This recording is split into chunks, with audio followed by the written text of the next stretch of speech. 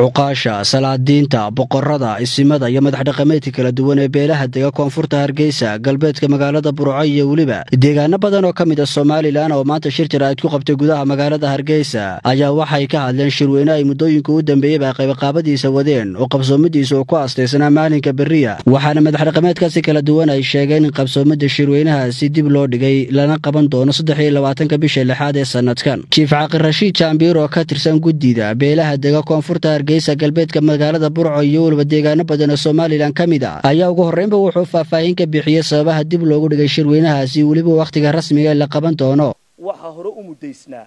shirkii beelweynta garxajis oo insha Allah taala barito oo ay bishana toban tahay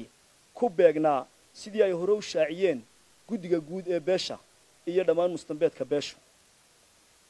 sida daraadeed waxa ay gudiga iyo mustambeedka beeshu ee farsamo ee hawshaasi loo saaray ay iyaguna si mug iyo miisaan la isu tuseen inay lagama maarmaan tahay ama ay muhiim tahay in qurba joogta beeshu si miisaan la uga soo qayb galaan shirweynaha beelaha garxajis iyaguna ay mudan yihiin in la siiyo waqti ku filan oo shirkaasi ay kaga soo qayb gali karaan insha Allah taala saddexda qodob ee ay falanqeeyeen oo u ahaa qodobada ay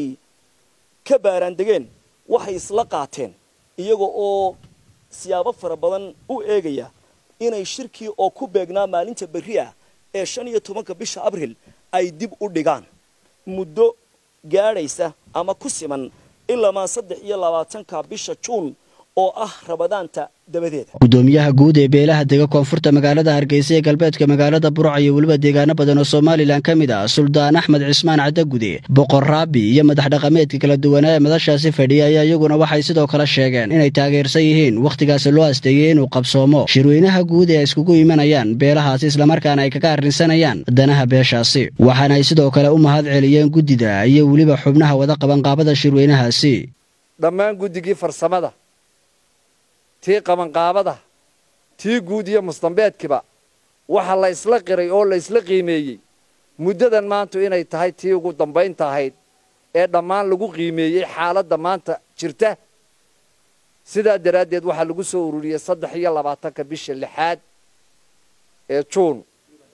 hadduu Ilaahay qadaro waxaanu ku waafaqsanahay gudida qabanqaabada iyo gudida guud arinta ay noo soo gudbiyeen markay dhinac walba ka eegeen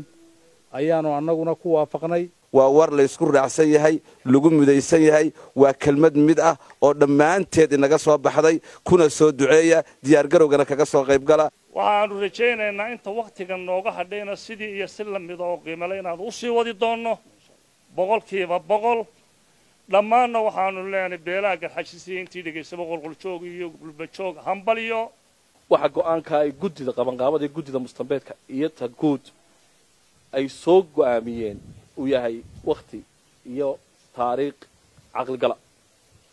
aadna waan soo dhaweynaya runtii markay dhan walba u rogeen qodobada ay soo dhigeen waan la qaadanay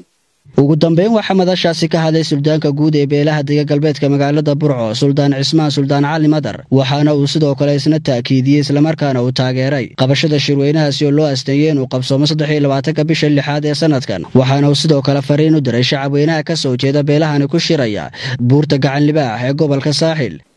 waqtigeena waa waqtiga insha Allah waqti barakala buu noqon doonaa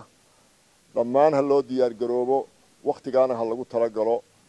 maxay hayday shirkeena waxaan leeyahay Ilaahay mid barakala ha inooga dhigo sida soo dhigteen ee go'aamiseen baan aniguna inoo go'aamiyay Cabdi Fataax Xasan Xuseen Xarad Kalsan TV Hargeysa